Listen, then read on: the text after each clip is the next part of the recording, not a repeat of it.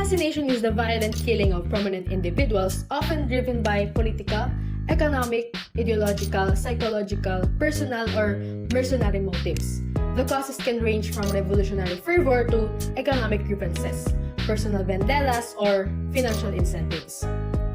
Most of the times, very important persons, or what we usually call VIP, are the victims of assassination, like John F. Kennedy, Bob Marley, ex-Japan Prime Minister Shinzo Abe, and of course, Benigno Aquino. One of crisis management's objective is to protect the VIPs. VIP protection aims to safeguard important figures, preserving their lives, shielding against illegal pressures like terrorism, threats and blackmail, and preventing harm to their honor and the reputation of their government and country. Protection involves creating a buffer around a dignitary to prevent or absorb attacks, aiming to minimize tragic outcomes. It must ensure continuous safeguarding and be prepared to relocate if needed. Although absolute protection is rare, efforts focus on minimizing the chance of successful attacks. Thorough planning and scrutiny of every movement are crucial, ensuring protection is both surprise-proof and flexible for an instant response to emergencies. Recognizing advanced clues of planned attacks is vital, necessitating to secure of intelligence from various sources to identify signs of danger. Methods of action used by the adversary. Physical assault, physically when a group or individual attacks a person, physically with or without a weapon. Threats, the statement of intention to inflict an injury, damage, or pain to someone or individual. Insult and humiliation. When we say insult, is referred to disrespecting a person, while humiliation is referred to an action to embarrass a person. The protection of VIP based on seven different methods. Physical protection, meaning to say a protection that VIP need the most, such as guards, personal guards. Secrecy, information about the VIP. It refers to a practice of keeping the identity or details of the VIP. Deception, meaning giving intentionally a misleading or false information to adversaries or potential threats. It is used to give a confusion to a person who has plans against the VIP. Control, it involves of implementing measures and protocols to manage and regulate the access, movements, and interactions surrounding by the VIP. When we say intelligence, this means that they need a broad understanding to know the main intention of the adversary as to why he is interested in VIP. Instruction, the VIP and those around him must know what to do in case something dangerous happens. Naturalization of suspects, basically it's allowing the suspect to justify the criminal act. The nature of the assassin. The assassin is known to be unsatisfied or unhappy to a particular person. He thinks that that particular person is owed him something and he hates him for whatever he had, such as his wealth, his lifestyle. Most of the assassin is said to be suffer from mental disorders, but some of them know to be ingenious. Assassination of VIP normally feature the following. The location of victim at a given time will be known in advance by the assassin. The assassin with his weapon will choose a position giving him access to his victim. The protection detail will be attracted by some diversionary, interested, or otherwise inattentive. Breakdown of planning. Before, plan should be in writing, specific, simple, committed to memory, have coordination with other agencies. Details and schedule should be made in advance along with the defense area, numbers of personnel, and means of communication. And lastly, the itemization of accessory equipments. During, protective force should function as a team so that nothing might endanger the VIP. After, summarize the things that happened in operation, evaluate individual performance, encourage both individual and group discussions, and central summarization on proceeding operation. Bombing is a very serious social problem as when bomb explodes. Casualties and destruction of property is very essential. When bomb incidents occur, people are affected directly and indirectly. The modus operandi for selecting the target and planting the explosive appears follow this pattern. The target is selected because of political or personal gain to the terrorist. Reconnaissance of the building is made to locate an area where a bomb can be concealed. A test or dry run of the plan is often made. The device may be partially preset prior to planting. How to prepare? The terrorists have developed their plan of attack and the following procedures are suggested to business and industry for coping with bomb threats and actual bombings. Contact the police, fire department, and other local government agencies to determine whether any has a bomb disposal unit. Establish strict procedure for control and inspection. Develop positive means of identifying and controlling personnel. Arrange, if possible, to have a police fire representatives with members of your staff. During inspection, you should give partially attention to restrooms, storage, etc. all security and maintenance personnel should be alert to suspicious-looking or unfamiliar persons or objects. Instruct security and maintenance personnel make periodic checks of all restrooms, stairways, and other areas of the building. You should assure adequate protection for classified documents, proprietary information, and other records essential. Instruct all personnel, especially those at the telephone switchboard, in what to do if a bomb threat is received. Organize and train an evacuation unit consisting of key management personnel. And next, plans to be made to counter bomb incidents. Physical security plan. Measures taken for the protection of property, personnel, material, and facilities. Bomb incident plan. A plan providing detailed procedure to be implemented. Evacuation. A number of factors may influence the decision whether or not to evacuate. Search procedures. What will be searched? What search techniques will be employed? Who will search? And damage reduction. Damage control techniques include standby of fire and medical services. Removal of an improvised explosive device or a suspected item, an IOD function. Detonation occurs, it may be necessary to organize rescue teams, first aid personnel, and the site security personnel. A bomb threat. A bomb threat is generally defined as a threat to detonate an explosion or incendiary device to cause property damage, death, or injuries. Whether or not such a device actually exists, most bomb threats are received by phone. Bomb threats are serious until proven otherwise. If you receive a bomb threat by phone, keep calm, obtain as much information as possible. In the events that you do not have a list, these are the most important questions to ask. Where is the bomb located? What time the bomb is set to go off?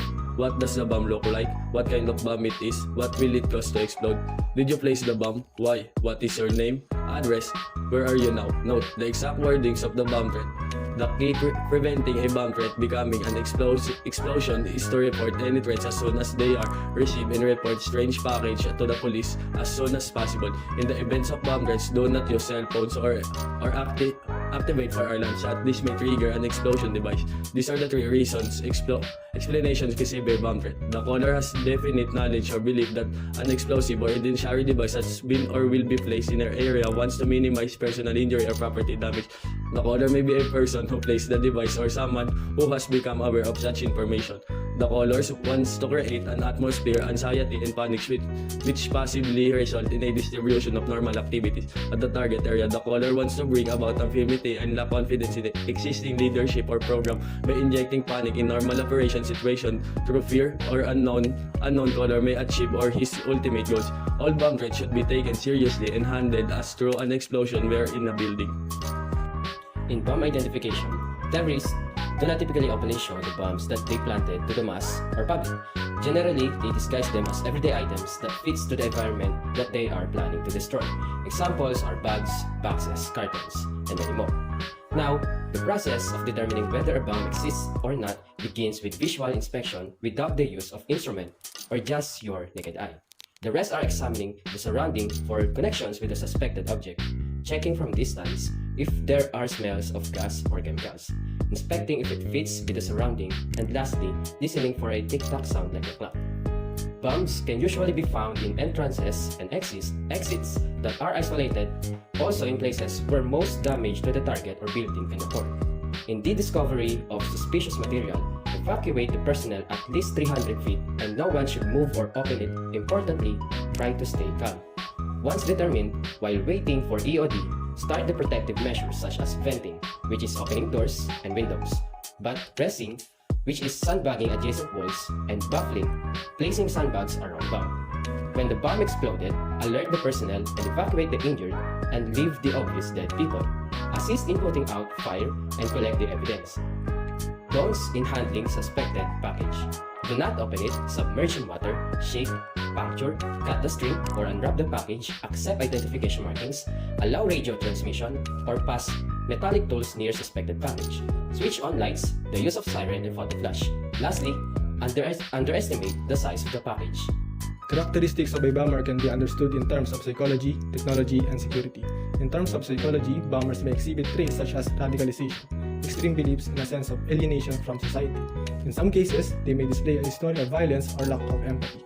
Understanding the psychological factors at play can help in identifying potential threats and preventing attacks. In terms of technology, bombers often utilizes advanced technology to construct explosive devices, such as homemade bombs. Their knowledge of explosive and access to relevant materials enable them to create deadly weapons. Law enforcement agencies must stay abreast of evolving technologies to detect and defuse explosive threats and effectively. In terms of security, bombers pose significant security challenges due to their ability to carry out devastating attacks with little warning. Effectively, security measures involve comprehensive screening, surveillance, and intelligence gathering to detect potential threats. Additionally, law enforcement and security personnel need to be trained to respond swiftly and appropriately to mitigate the impact of bombing incident.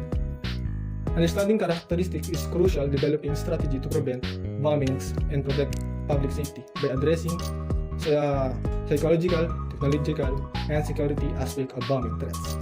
Authorities can enhance their ability to counter these serious threats. SWAT, or Special Weapons and Tactics Teams, are specialized police units consisting of highly trained members who are specialists in both weapons and tactics. These units use their expertise to handle police emergencies, which involve sudden and risky situations, employing special training and equipment to protect the public. SWAT team names. SWAT teams, integral to city, county, and state law enforcement agencies, operates under various names such as Emergency Service Unit, Emergency Response Team, Mobile Emergency Response Group, and Equipment, and Tactical Response Team. These highly specialized units are part of law enforcement agencies like police departments and sheriff's department tasked with ensuring law compliance and responding to diverse emergency with special weapons and tactics. SWAT teams beginning. The New York Police Department pioneered specialized police units in the mid-1880s with strong armed squads using police clubs against criminal gangs. By the 1920s, escalating gang violence led to the forming of Emergency Service Unit and the Gunman Squad, armed with advanced weaponry. The Gunman Squad evolved into the Mobile Security Unit in the late 1940s, adapting to combat criminal gangs. In the 1960s, amid rising crime rates, the MSU established the Stakeout Squad, composed of skilled officers and marksmen, successfully reducing murders in the city. The squad expanded its skill in anti-terrorism and hostage rescue in the 1970s. In the 1980s, it merged into Emergency Service Units, which presently oversees all NYPD SWAT operations. In the 1960s, the Los Angeles Police Department created a Special Weapons and Tactics Team to protect against powerful criminals. This successful unit inspired other departments to form their own SWAT teams, and today, special training centers train and organize many SWAT teams. Over 17,000 U.S. departments have full-time or part-time SWAT teams, with many officers working over 24 hours a week and on call 24/7. These officers risk their lives in emergencies and are not ordered to join but volunteer. SWAT team officers undergo special training, with large police departments and small units receiving training from various sources. The federal government, FBI, Army, and Marine Corps also conducts training. Officers learn about weapons, advanced first aid, sharpshooting, tear gas handling, and communication skills. They practice using weapons, sharpshooting, and handling tear gas to protect suspects. SWAT teams typically consist of 3 specialized teams: negotiator, containment, and entry, each performing a unique task either individually or in combination during emergencies. Negotiators are communication experts who listen to suspects during police emergencies. Using words to reason and solve problems, they often work on hostage situations, aiming to convince them to surrender peacefully. Negotiators must be calm and careful, often spending hours talking from a safe distance or in person. Containment teams control and contain crime scenes, ensuring innocent people and suspects don't escape. They observe, report, and sometimes shoot at suspects. They take various positions such as rooftops, doorways, or behind cars, and are careful, and patient under pressure. Entry teams search buildings, capture suspects, and rescue hostages. They secure crime scenes, prevent evidence evasion, and break through locked or barricaded entrance. They use tools to break windows and push through doors, making entry operations safer. SWAT team operations. SWAT team aim to resolve police emergencies quickly and safely, capturing suspects without harming the public, hostages, or the suspects while adhering to safety procedures. We have different tactics. First one is peaceful tactics. SWAT teams employ peaceful tactics such as waiting for suspects to consider their actions and persuasion, and negotiation to encourage surrender without harming others, allowing them to think before taking forceful action. Second, forceful tactics. Forceful tactics such as tear gas, storming buildings, and sharpshooting are used by the SWAT team when negotiation and persuasion fail, threatening hostages and officers. Tear gas. SWAT team officers use this tear gas as forceful tactic, making suspects' eyes burn well and potentially disabling them, allowing safe arrest and potentially causing surrender. Next one is entering building. SWAT officers enter building to capture suspects, often breaking through barricaded doors and windows. They search rooms and hallways until they locate suspects and hostages. Next is sharpshooter teams and operation. Sharpshooters may shoot suspects in situations involving harm to hostages, officers, or innocent bystander. They examine crime scenes from clear locations with observers providing information. Last one is special weapons. SWAT teams officers utilize special weapons including powerful guns to protect themselves and capture suspects in crime scenes, but only use them if peaceful tactic fails.